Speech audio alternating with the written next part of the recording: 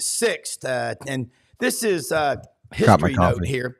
Yeah, history note here in your coffee. I've got mine too. 80 years ago today was the D-Day, the landing at Normandy Beach. 80 years ago today. Say probably a couple of hundred of the veterans will be there on the beach. They've been there all week long. But remember that. Remember them. That generation is an incredible generation.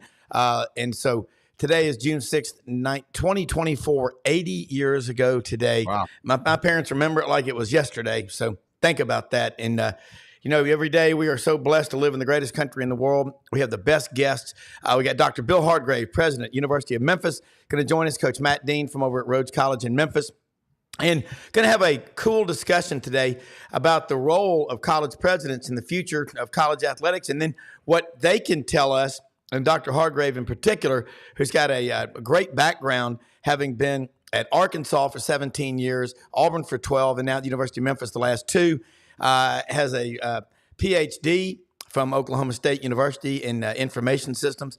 So bottom line, this is going to be a cool discussion. We're going to get some answers here today, and just I like to hear from the people that make the decisions. That's always very important. So smash the subscribe button in the bottom right-hand corner. Allow notifications on your Android or iPhone device. Tell your friends, families, and neighbors. Get pen and paper handy because we're coming at you. Get ready.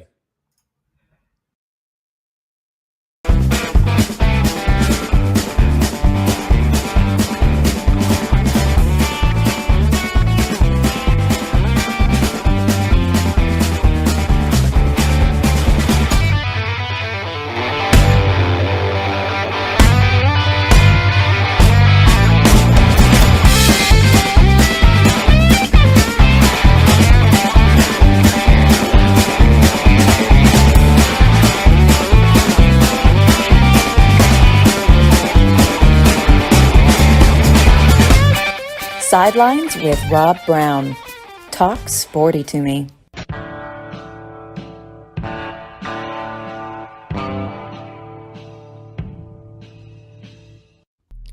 Hey, Dr. Hardgrave, welcome to the show this morning. Matt Dean over at Rhodes College in Memphis, and thought we'd have this is a great time of year to do this. I say this is the off season, and Dr. Hardgrave, there's really no such thing, and you do too, Matt and Brendan. No such thing as an off season, but it's a time when you can have some cool discussions like this one. You've finished now, you're into your 3rd year. It's just like that at the University of Memphis as the president. But as I mentioned in the pre-opening, you were at Arkansas for 17 years, Auburn for 12. So you've seen the role and what a healthy marriage between academics and athletics can do at a university. Now you're carving out your place at the University of Memphis. We had Ryan Silverfield on, by the way, a couple of weeks ago. That was fantastic. He really, I didn't know he went to the Bowles School down in Jacksonville, but you forget how young he is. He's 43.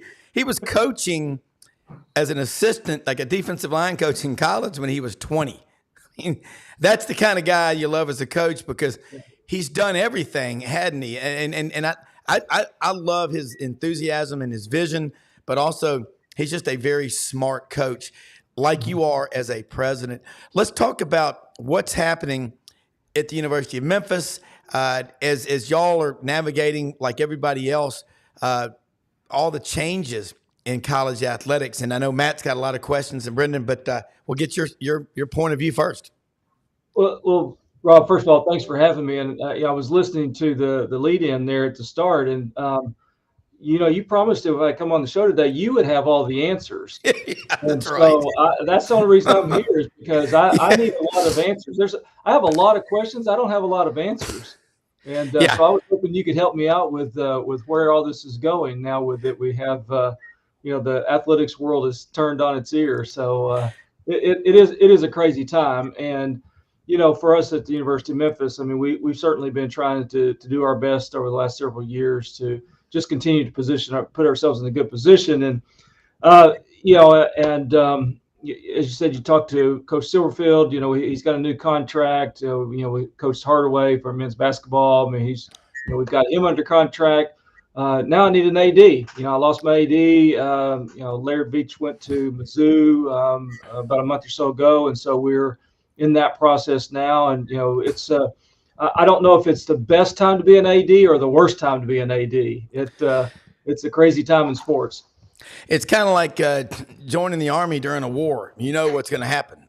You're going to war. But, Matt Dean, you've seen this, your role 33 years since you moved down here from the Midwest, the change in roles in college athletics, D1, D2, D3. The numbers are different, but the roles are the same. So weigh in here with your questions and perspective. Well, first of all, it's always great to be on. Dr. Hardgrave, it's a pleasure to be on here with you. Never thought I'd wake up Thursday morning and be on the college press, but man, I'm going to give it a try.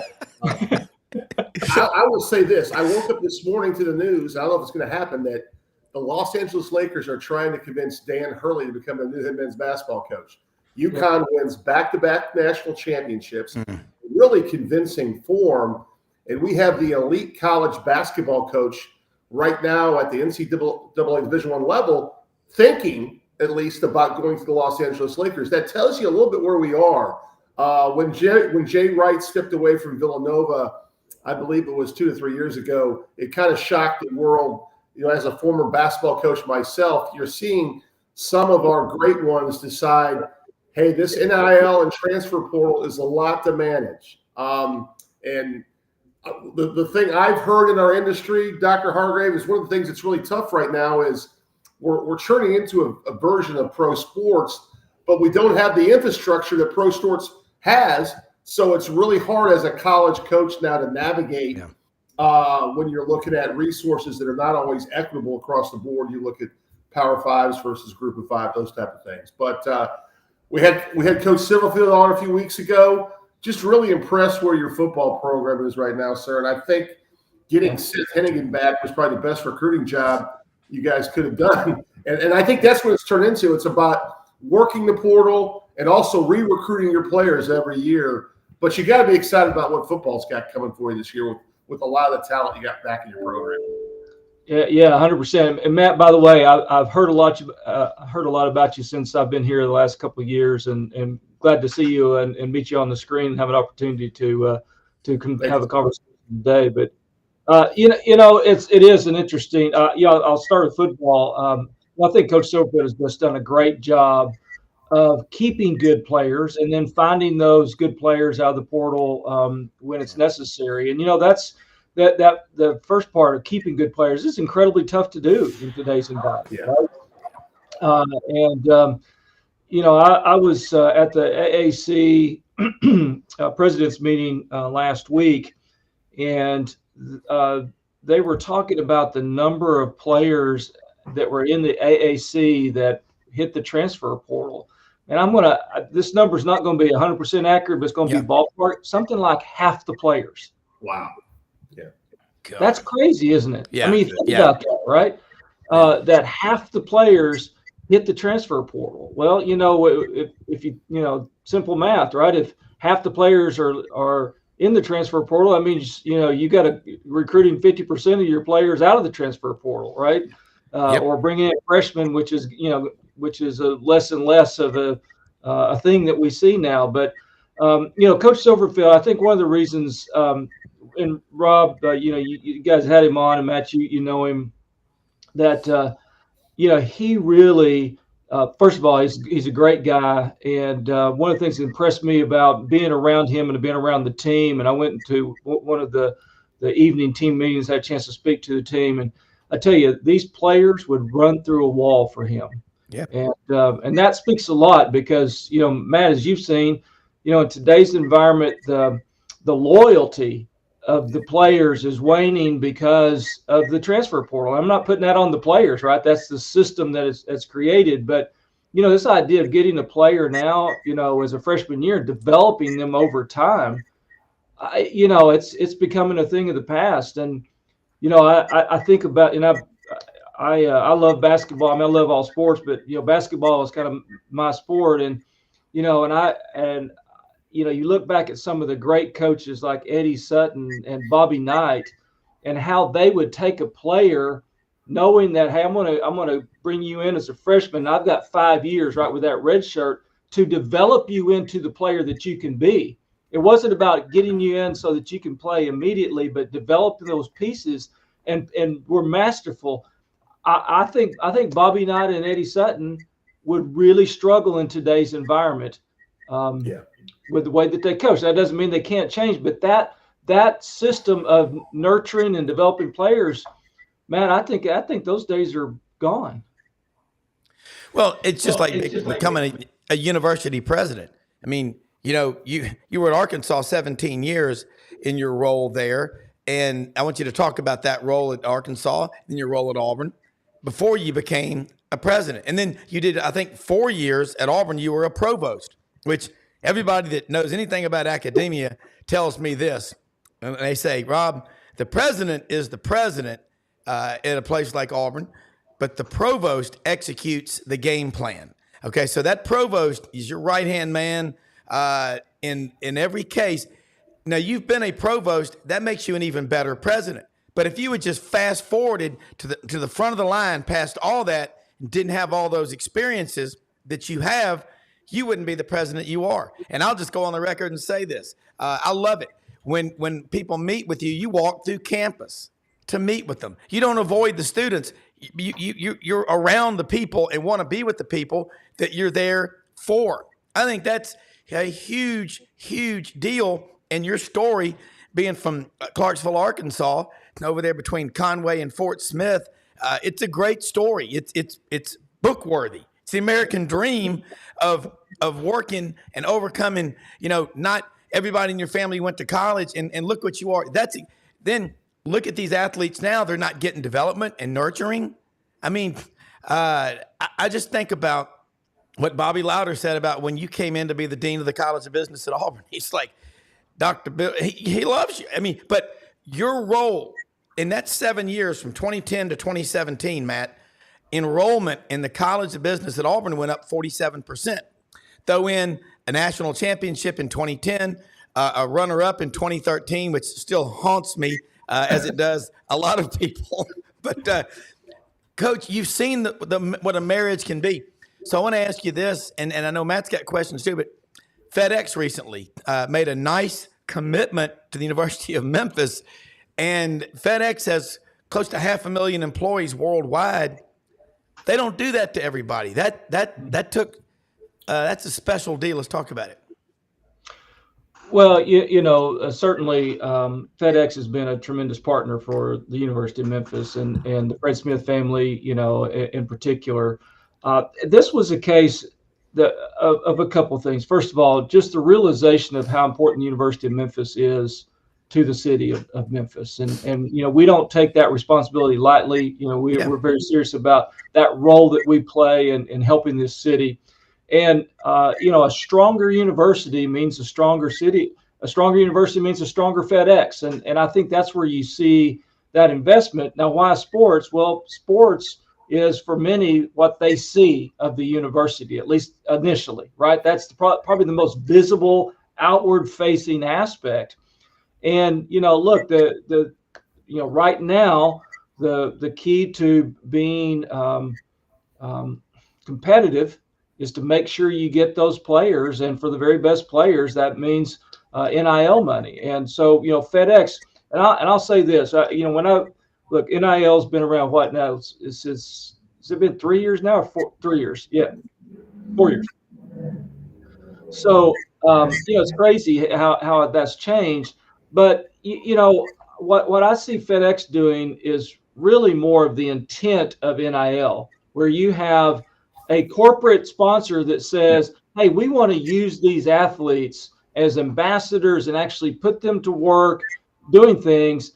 To me, that was more the spirit of NIL rather than, a person giving $1,000 to, a pool of money that then would go do it. And I'm very thankful for that. And I'm glad we're doing it. But I think that what FedEx is doing is the way it was originally envisioned and should work. Yeah. And I hope that what FedEx has done for us, in fact, I shouldn't hope, I know it's already becoming the model for what other universities are doing. Because I can tell you, right after that was announced, I know AD Veach got calls from ADs. I got calls from presidents saying, hey, tell us how you did that. Tell us how it's structured, because we've got to do the same thing with our big corporate sponsors. And I love the fact that we're out on the edge and people are paying attention to what we're doing here at Memphis. Matt, jump in on that one. That what you just said, some of the most valuable content that I've had on in a while. No one said it like that other people are coming to you, and it's what it's supposed to do. I love it, Matt. That's great. Yeah, what Dr. Hardgrave just said, honestly, is what we've been talking about on the show. And I think Memphis is kind of groundbreaking with the FedEx commitment that other universities would love to have. I'll be honest, I grew up in the state of Iowa. Iowa has what they call, University of Iowa calls the Swarm, a collective that they try to raise that type of money. But that's more of hundreds of thousands of Hawkeye fans in the state of Iowa. It's not like the league corporation in the city that also does so much business nationwide. And I just think it's phenomenal, Dr. Hardgrave, for your institution. And it's really purely, you're 100% correct. It's what the intent was supposed to be when this came out. Because, initially, it was really confusing because at the Division III level, we never thought it was supposed to be a recruiting inducement, right? But you see these these signature deals and all whatever that's going out there. Yeah. And this is one where the company says, hey, we're going to back this institution with X amount of dollars. That's kind of the framework, correct me if I'm wrong, that the NCAA envisioned. Right. You just didn't see it out front like this. And I'm just really excited for the university moving forward. As someone that grew up in the state of Iowa, I have become a Memphis fan. My cousin, Tom Bowen, was your AD before you got there for 7 years. And Tom helped raise money for the Laurie Center and was a big fundraiser with the university. And I just think you guys are in a really unique spot. And I do think, talk a little basketball here, I do like the way Coach Hardaway has transformed his recruiting because he was an elite high school recruiter. Yeah. NIL shows up and transfer portal shows up, and now he's become really a master of putting a roster together with transfers. But I think that's where we are, and we have to consider that moving forward. My son works for Dan Lanning at the University of Oregon, who used to be at the University of Memphis. Dan is a really rising football coach, and his model is, heavy on the transfer portal, but still you have to recruit high school kids and develop them and kind of maintain that balance on your roster. Yep. Yeah. I mean, and Dr. Hardgrave, you think about what he just said. You've got the collectives and then you got the big corp. I always thought NIL, we had this discussion, when we were in college. Who's making money on all these jerseys they're selling in the bookstore? These guys, do they get any money for that? It's as simple as that. Now, with your background in business, the Walton College of Business at Arkansas, now Louder, Hall, Harvard College of Business Management, at Memphis College of Business. I'm sure is it a lot like a head football coach who is always, say, a defensive guy or an offensive guy? They become a head coach, like Sam Pittman at Arkansas. He's an offensive line coach. That's what got him to Arkansas. And when he gets away from that, it's like sometimes there are problems, but when he sticks his head in that meeting room, things tend to get better. That's your skill, is you're a great, you bring people together, and you're a phenomenal fundraiser. That's what you did. You got the largest gift ever at Auburn, $55 million on the matching gift from Raymond Harbert. $55 million. I think Mr. Brown, the Stryker medical guy, didn't he give $57 million just to kind of go up a little bit? Yeah, he did. Yes, he did. That's a good competition to have. But I was there October 5th of 2013 at the Auburn Ole Miss game at the groundbreaking, because Dr. Dwayne Searcy, head of accounting, asked me to come to that because I was trying to. He said, "Rob, you're more fired up about accounting than our students are." But I see the value of that business degree from my son Wilson, that graduated a couple of years ago from Auburn, up in Charlotte now in M&A work, 80, 90-hour weeks. So what? It's like being in, medical school or something. But I want to ask you this. When you're talking to people around the country, do they see the vision that you have? Because I love what FedEx did. And if we could simplify it to that, there'd be more talk about the games. That's the fun part. Well, and but let's go back 3 or 4 months, and when this occurred, and actually that Board of Athletics was different 3 or 4 months ago than it is now, right? The House potential settlement will change everything, and so I hate that the good news and all the great things around the FedEx NIL deal have actually been overshadowed now by the talk of House and how that's going to impact, and how universities now can directly start paying players. And I look, I've been in a lot of conversations. Carly Baker spent an hour with us last week, and it's just I wish there was more clarity, in all seriousness, about what's going to happen, because I don't think anybody really knows. And if anybody claims to know, then I wouldn't listen to anything they had to say, because nobody really knows, right? And all we can do is just try to navigate the very best we can, knowing that some of the things that they put out there are absolutely ludicrous, right? I mean, you can pay up to $21.6 million for your players. Well, who can do that? I mean, there may be a handful that has 21.6 million slack in their budget, but I don't know that there's that many out there that have slack in the budget. Yeah. And there's this misperception that these athletic departments are just overflowing with cash, right? And they've just got big vaults of it sitting around, and that's, in my experience, and I've been at some great institutions, that's not the case. Now, will we find a way to do this? We will, right? Because we'll find a way, we'll adapt. And, I'll tell you, without giving away too much of the secret here, I mean, what we're trying to do now is we don't know where it's going to go, but we can start doing some scenario planning, right? Yeah. Well, if this scenario happens, here's what we do. If it's this scenario, here's what we do. Instead of just waiting and for the smoke to clear and then get a game plan, what we're trying to do is get several game plans so that we can advance quickly and not sit back and wait for it to become clear. Because honestly, I don't know when it becomes clear. And I think if you wait until it's clear, you've waited too late. Yeah, exactly. I mean, Matt, jump in on that. You can't say it better than that. I love the planning. No, and Dr. Hardgrave, we talked about this last week. Rob threw me a curveball and asked me what my thoughts were. And I said, that's really an unfair question. I have no idea, because I'm just concerned still about the have and have not mentality because of what you alluded to. We don't have that money in our budget. And I think what viewers don't understand too is it's really a hard time to enroll students to a college or university. I've been at Rhodes 33. This is my 33rd year at the college. This has by far been our hardest year. We are under our goal significantly, and we're still working very hard to attain it.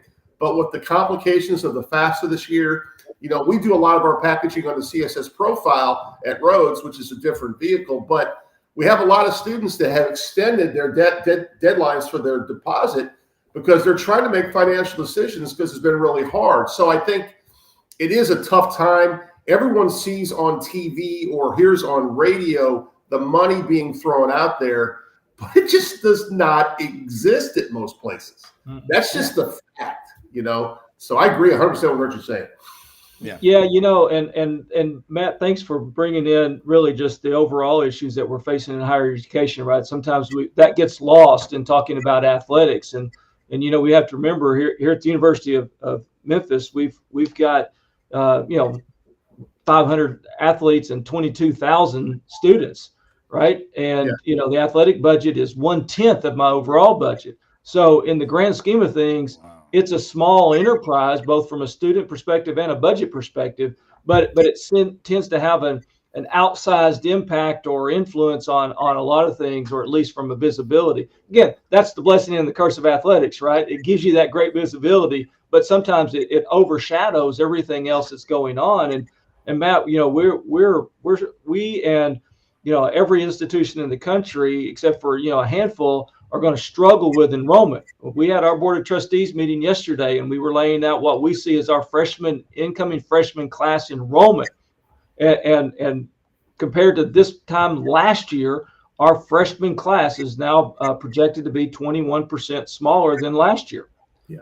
Now, part of that is us resetting qualification expectations, but a big part of that is, students who had a issue with FAFSA, and a lot of our students, more than half our students are considered Pell eligible, which means they're below the poverty line, and those students depend upon aid to get to college. And with the FAFSA issues, many students just gave up. And we're going to see, there was an estimate yesterday that came out from the federal side that estimates that at this point, compared to last year, of eligible students, 350,000 fewer students have completed the FAFSA compared to last year. Well, that's 350,000 fewer students that'll probably go to college this year. And you know what? And if they don't start, it's likely that they never jump back in. So Matt, thanks for bringing us back to really, a central element. We talk about sports, but really it's about the larger body of students. And by the way, everybody forgets, if we didn't have that larger body of students, we don't have athletics. That's right. Yeah. Yeah. Well, and what is the thing back in 08 and 09 when we had the bond and the stock market crash simultaneously, as JW says over in Evening Shade, at the same time? That was a big deal, but a lot fewer kids were produced is what happened. Oh, yeah. So the 26 and 27, I think there's a lot of people concerned, and that's something we better address. And I know that I know you've got a full schedule today, and we really appreciate you being on with us, Dr. Hardgrave. I'm looking at it, and I believe in the free market. The free market will work this stuff out. I can remember, growing up, all the things that had happened in college athletics. My dad, 95, is watching now. In the 50s, when they put football on TV, well, that's it.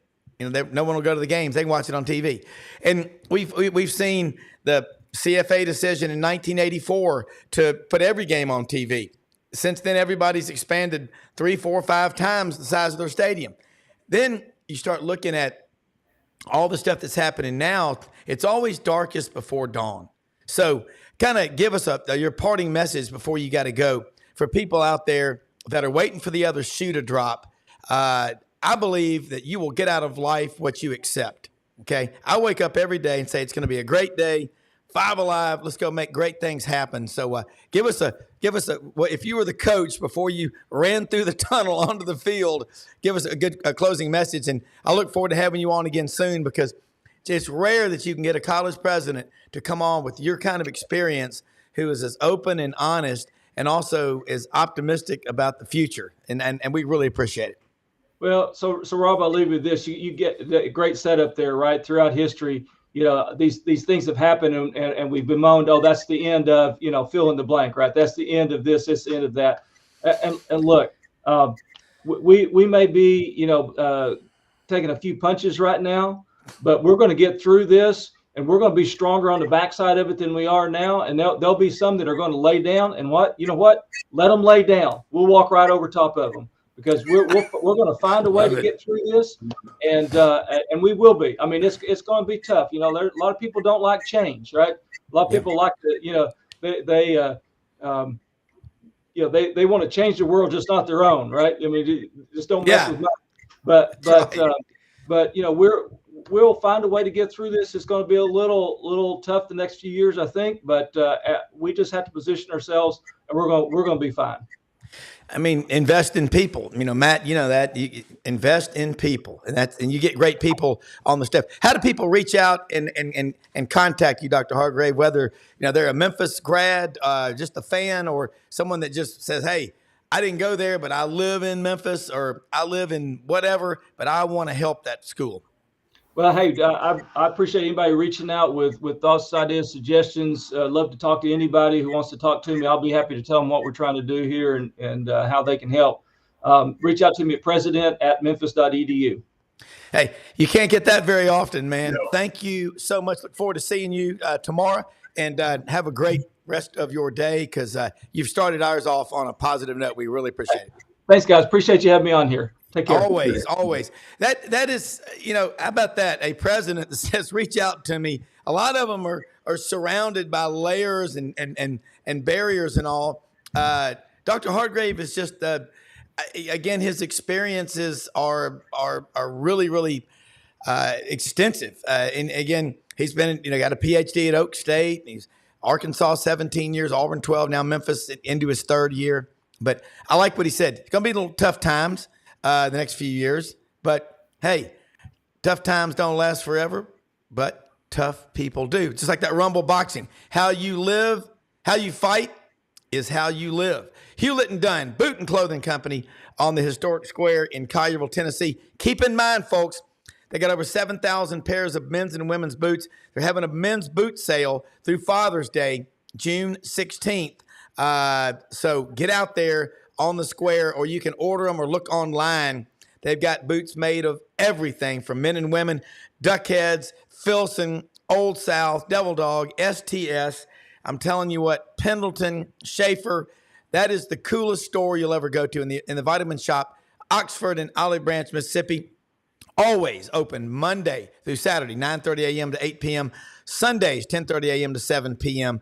And let me say something, too, about the great folks at Tom Martin's Body Shop down at G.E. Patterson and B.B. King, open Monday through Friday, 8 a.m. to 6 p.m. They will help you. The paperwork part, it's easy. They do great work. They've got the crew of about a dozen down there, over 40 years at the same location, Tom Martin's Body Shop in Matei's Garage in East Memphis.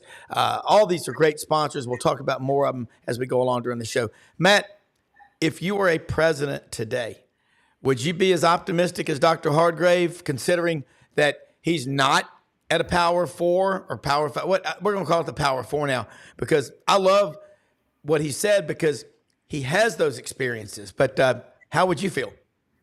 Let me first answer that question by saying you've told me how much an engaging man Dr. Hargrave is. We've had some phone conversations about him. I'm just like, wow, what Memphis is in great hands. Not only from the athletic perspective, but the institutional level as a whole. And I think the fact, Rob, that he's willing to come on your show, because you just alluded to it. Not many college presidents would go on any show, especially in these murky of waters right now, right? Yep. I just think he's going to have a great chance to be successful there because it seems like he's very transparent with his message. I'm not sure I would have given out my email address, but you know what? Kudos to him. He has come into a situation where Memphis has been trying to get into what we call a power conference. For whatever reason, it hasn't happened. And, what the FedEx commitment does is it kind of says, well, screw everybody. If we don't need your conference, we're going to get a commitment from our biggest corporate sponsor in the city of Memphis. Yeah. And I think he's really engaged with athletics. And I wish my cousin would have had the chance to work for him. That's all I'm going to say politically. Yeah. I agree. Let me say this too. I like the Cincinnati model. Yeah. I talked about this. You look at the number of coaches, Mark D'Antonio, Brian Kelly, Butch Jones, all these coaches, Tommy Tuberville, they went to Cincinnati, served their time there, but each one of them made it just a little bit better than it was before they got there. And you look at now the new stadium and all the improvements there. Look at the University of Houston. They've gotten themselves into the Big 12. Yeah. It will happen, I believe, at Memphis. It'll happen at any school if you got the right people committed to following through on the vision. Because dreams are just dreams. They're just, thoughts, unless you have a commitment to follow through, push through, and execute. And I see that exactly. John Hartwell in physical therapy this morning. And so bottom line, and my prayers are with Gary Harris. He's, with his mom. It's in the hospital, and he couldn't join us this morning. But I'm going to tell you something. In fact, I love what Dr. Hargrave said.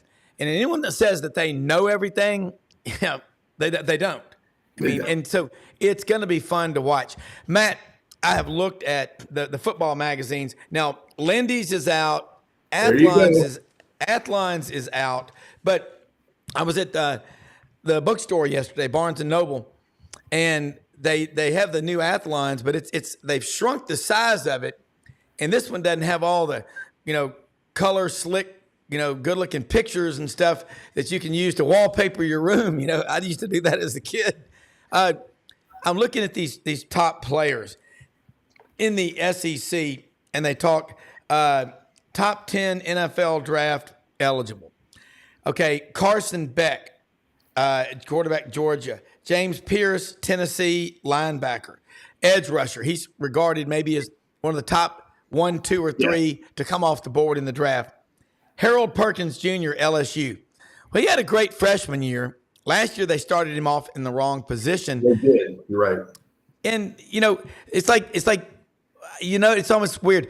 Guy comes out as a true freshman, makes a lot of noise, goes into his sophomore year, and it's never as good as it was the first time as a freshman. And then their junior year, unfortunately, a lot of these guys pull over to the side of the road after 3 or 4 games and are injured or whatever. It's really what their agents are telling them, or handlers. I'm not sure agents.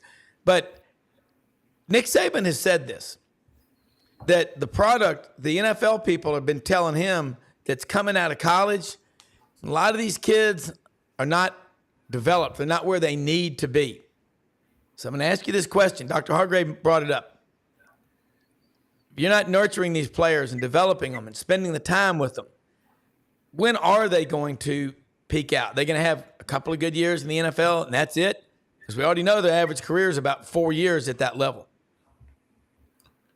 Well, I think, how about this as a statement? I think college football is still in a good spot because of the rule that you got to be, 21 to enter the draft, correct? Yeah.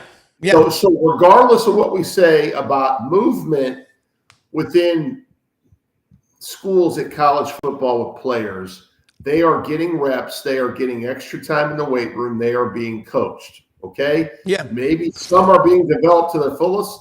If you bounce every year, I can't believe you are developing to your fullest. Correct?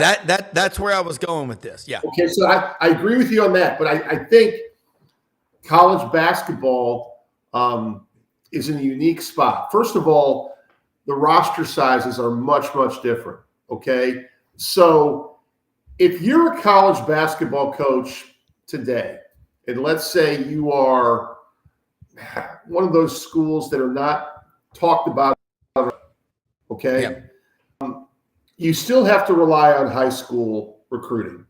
And you also know if I do my job really well, in 2 years, I'm going to lose my best player. So you have to have that as a premise when you start your whole plan about your program. So you say, well, that sounds very discouraging.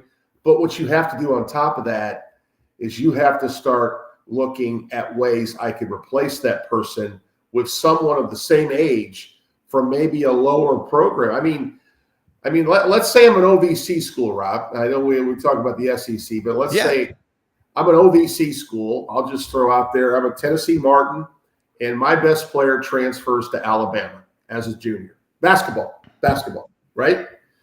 So I may have to be looking at the top 25, 30 people in Division II level that want to move up.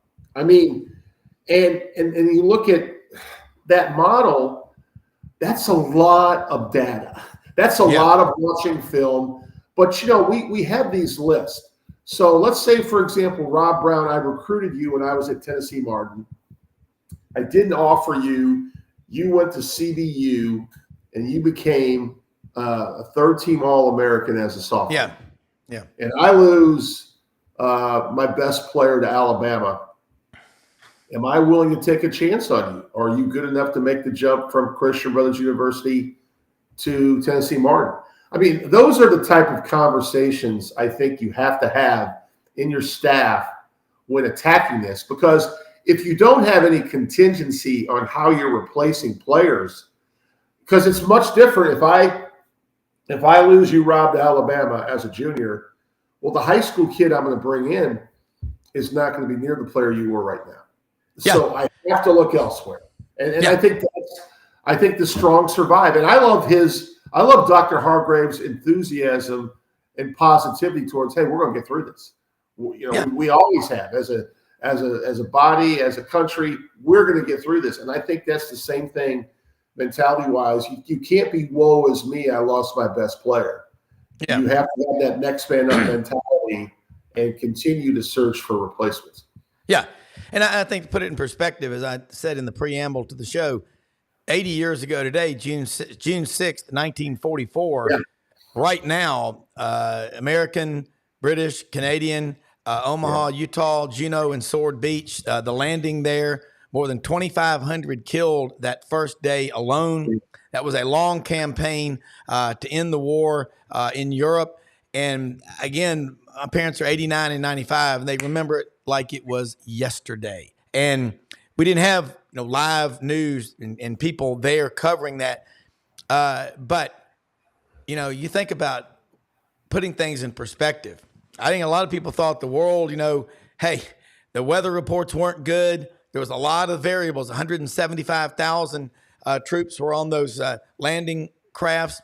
And I think about legendary Auburn coach Ralph Shug Jordan landed at Omaha Beach, was a combat engineer, and had to build a road when they landed to get the tanks and the Jeeps and everything, up onto the land. 4 days later, walked into a tent hospital there in Germany. I guess that would have been where they were in France 4 days later, and had blood all over the side of his face and his chunk of his shoulder. And doctors were like, sir, let me take a look at that wound. And he said, man, you've been hit a frag of a German 88 millimeter. And Coach Jordan said, he said, why didn't you come in here and get help? He said, well, I got a job to do. I'm a combat engineer. Those are some tough people. And his players, in 25 years he coached at Auburn, said he never once talked about what he went through. That was written by Rich Donnell in a great autobiography years ago. But you think about, we'll get through this. There's so many people go, Brown, there's your free market. Now, there we go again. You know what, Matt? You mentioned it last week about Charlie Condon. Yeah. I mean, that kid was coming to Rhodes, and I didn't realize he was a walk-on. But the reason why college athletics are so important is look at the product that you get. Now, look at people who serve time in the military. Look how squared away they are when they come out. I mean, they can handle anything. You can't call in sick, the great line in the late Toby Keith song, you can't call in sick on Monday because the weekend was too rough. You can't do that.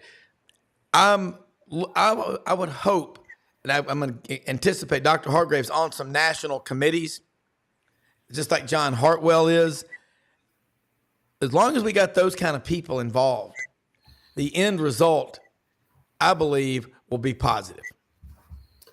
Yeah, no doubt. No question about that, Rob. And, just talking a little bit more about this specifically, how it even relates to my situation at Rhodes College, we were having a conversation today about on the front end of recruiting, if we're recruiting a young man, let's say that's a preferred walk-on and is thinking about going to Ole Miss, our message is going to be more, ironically, of a 2-year message to say, hey, come here for 2 years. You're going to get all the reps, and maybe that can help you get. And we were talking baseball and basketball. Yeah. Maybe that can help you get looks to a higher level. Yeah. If you desire to play at a higher level, you can still come here to do so. Now, that doesn't meet with our retention goals at the college. Don't get me wrong. I'm not going to try to start an uproar there, but it is a way to change your strategy and be proactive. And we have a young man for us, Phil Dotson, the third, that's now going to go play at Angelo State, Division II. He averaged leading scorer in the league. He tied our single season scoring record in the game at 43. Phil's a terrific young man, terrific player. He's going to go play at Angelo State his last 2 years. Yes, are we sad to see Phil leave us? We are, but we also did our job. Yeah, we developed him and helped him become a player that drew interest from a higher level. So there's different ways of looking at this. I know everyone gets upset. They're attached to their teams. They lose a player. we just have to have a mindset that college athletics now has free agency. And you have, and it's different. It's a change. We all have gone through change. As you mentioned, Rob, what happened for our world 80 years ago is why we are who we are today. And we should always be thankful and remember those. And what we're dealing with now is just, as Jackie Gleason would say in Smokey and the Bandit, this is baby shit, right? Sorry for my language, but it is. Yeah. I mean, we can figure this out. Yeah. And you know what, Rob? There are coaches out there that have figured this out. Yeah. Let's be honest. There are. We get frustrated when our institution has taken a step back. And I'll say this.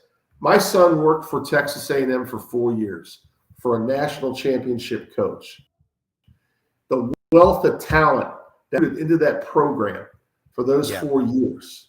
I mean, I even look at Justin Matabuke, who's playing for the Baltimore Ravens right now. Just got an unbelievable deal as a defensive tackle. All these young men, Edrin Cooper just drafted by the Green Bay Packers, Anais Smith, wide receiver, all these young men that were recruited to play for Texas A&M, the wealth of talent.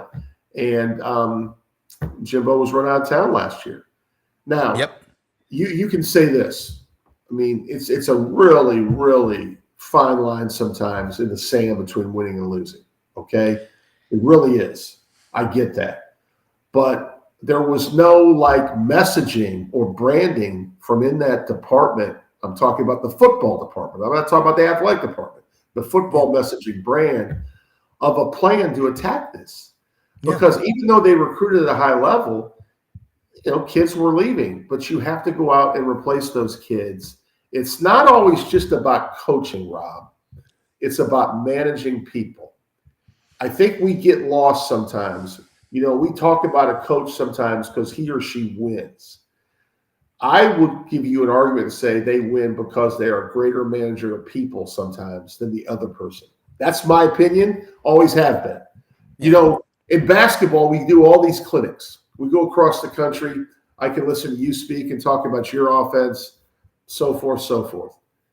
But when Dr. Hardgrave made the analogy, he talked about 2 Hall of Fame coaches, Eddie Sutton, who I have a good friend that played for, and Bobby Knight, who I saw the clinic and really gave me clarity on how I would become a better coach. You're darn right they would struggle today because, first of all, they wouldn't like the fact that someone would take away their best players when they're juniors, right? Yeah. They would not like the fact that their development and was impeded because someone else had more money than them. It would. I can't imagine the ramp Bobby Knight would be on if he were alive today in coaching, right? Yeah. But the reality of the situation is there's other brilliance going on right now. There are people out there that are taking models from professional sports in terms of how they manage a roster, how they manage NIL, and how they manage their players. Yep. And that's just the honest thing that we don't talk a lot about here is that you have to give credit where credit's due. And I think it's the thing you could say, it may be the thing that have ultimately, pushed Coach Saban out. He was tired of being asked about more money. But, it looks like Kirby Smart's managing this thing pretty well, Rob. Yeah. It really does. I mean, they've got it going on in Athens, Georgia. There's no doubt about it. Yeah. It's about building momentum. I mean, and I look at, you just think about what is happening. I mean, you go down from Florida up to Arkansas, Missouri, Oklahoma, Texas, Tennessee, Georgia, Auburn, Alabama, Mississippi State, Ole Miss, Kentucky, South Carolina, Vanderbilt. Every school is facing. Vanderbilt's going to have a softball team now. They're going to require that of them for next year. We're going to have 16 schools in here. We got Oklahoma and Texas playing in the Women's College World Series right now in softball. And by the way, when people say, women's softball, we don't have the Beer Gut League men's softball in college. It's just, it doesn't exist. That's what you do once you get out of college or whatever, you're married, and it's just a night away from everybody, Wednesday night, Thursday night, and then you end up at Alex's Tavern for cold road sodas. But looking at the picture, in the of college athletics. I really love the fact that we got this many people that care. Because if we had apathy with all that we're dealing with right now, I would be concerned. And then you would be too, but we don't. And as long as you got people that care, we'll figure it out. And I know people think I'm crazy to say the free market will work it out, but I've seen this in business. I've seen this in athletics. It always does. Unfortunately, people adopt fear and chaos in their mind as, okay, I have some control. Okay. I'm in my lane. I'm just going to stay in my lane of mediocrity or misery or failure. You got to get out of your lane, and change is uncomfortable for people, but never miss an opportunity to turn a setback into a comeback. Yeah, and Rob, looking at the future of what this settlement may mean, we've talked about it now for the last 3 weeks I've been on the show. I do think there's also going to be at some point a discussion on distribution of money and concerns over the equity part of Title IX, men versus women's sports. And I do think, ironically, Rob, we could be moving towards a model that has revenue-producing teams. Student athletes in those revenue-producing teams are the ones that are going to get to share the money versus the non-revenue teams. So therefore, you could even see, I'm just saying this, I've heard people say this in the future, you could have, let's use Florida as an example. We all know they're making money on football, basketball, baseball, let's just say, not as much as the other two sports, let's say, but yeah, you could have some of the athletes and you match that with the women's equivalent, but then you're going to have some sports that become more of a Division III model because they're not revenue producing. I've heard this talked about because otherwise, if you have a department that let's just say you can give $22 million a year out and distribute it. If I'm giving all my money to football and men's basketball, there's going to be freaking problems. Oh, I have to manage this where we have an equitable distribution. And the only way to do that is to honestly cut some people out of the pie. That's what people have told me, Yeah. Well, and then which ones are revenue generating as well? Right. I think, but so doesn't this come down to? Let's simplify. I played baseball growing up my whole life. Yeah, your team had to have a sponsor, right? It was never on. You were on the green team. You were on Mr. Pizza's, blah blah blah. You were on, and it was a sponsorship. Right? And my kid plays at Big Sun Soccer. It's a corporate sponsorship. That's because that works.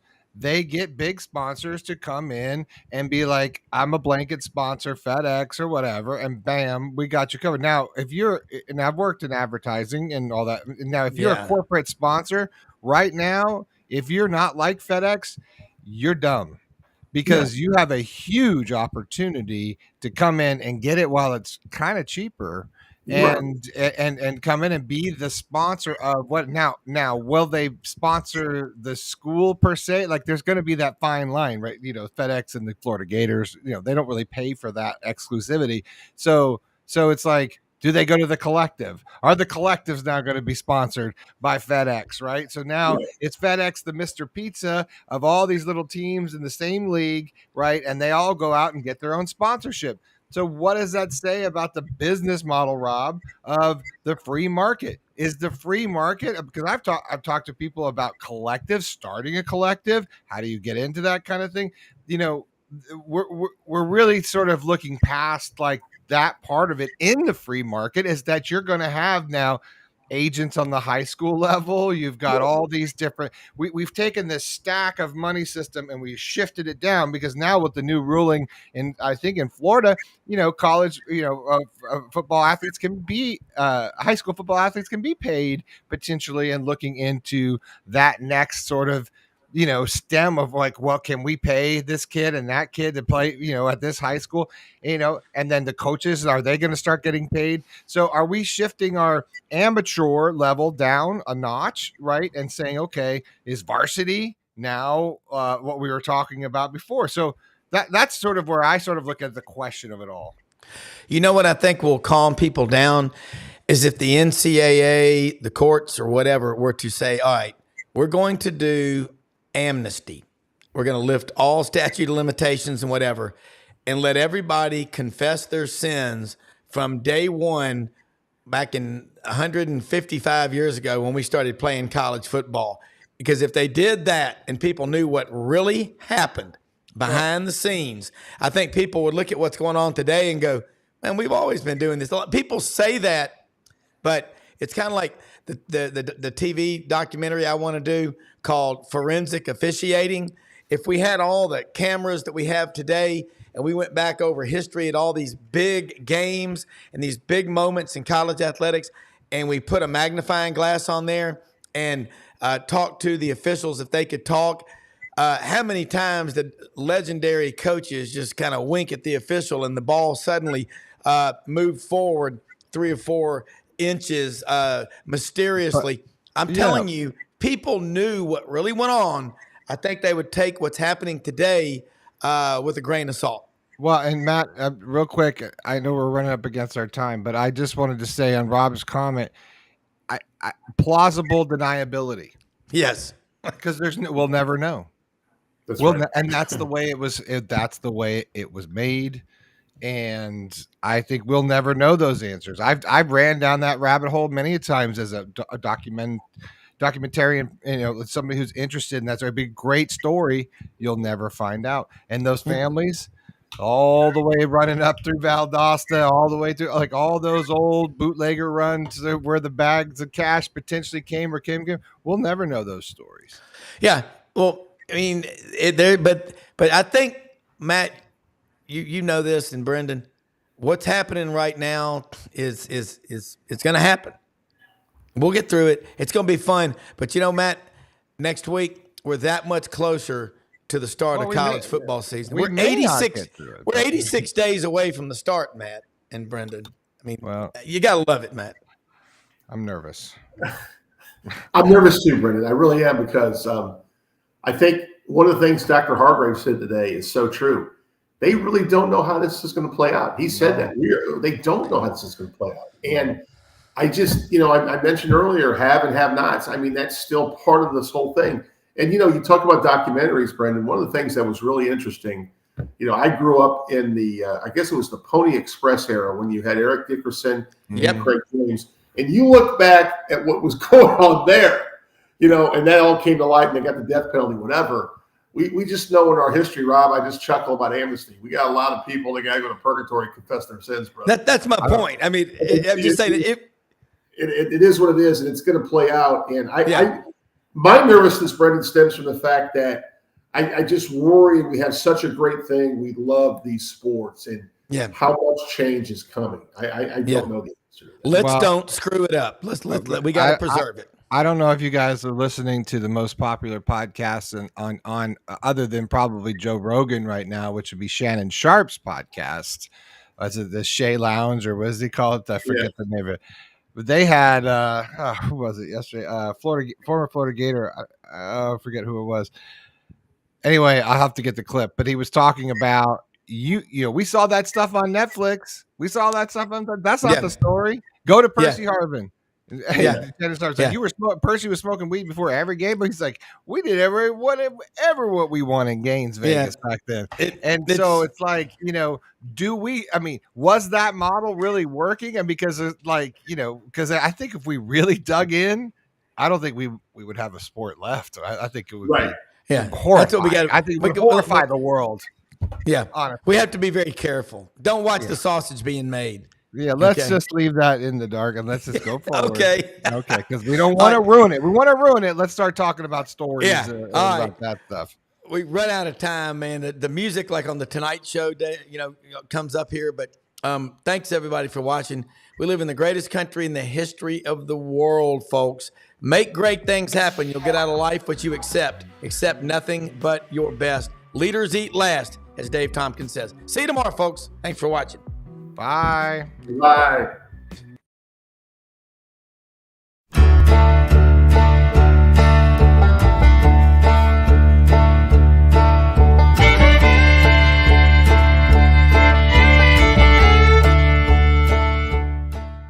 In a perfect world, you'd set a health goal and results would happen overnight.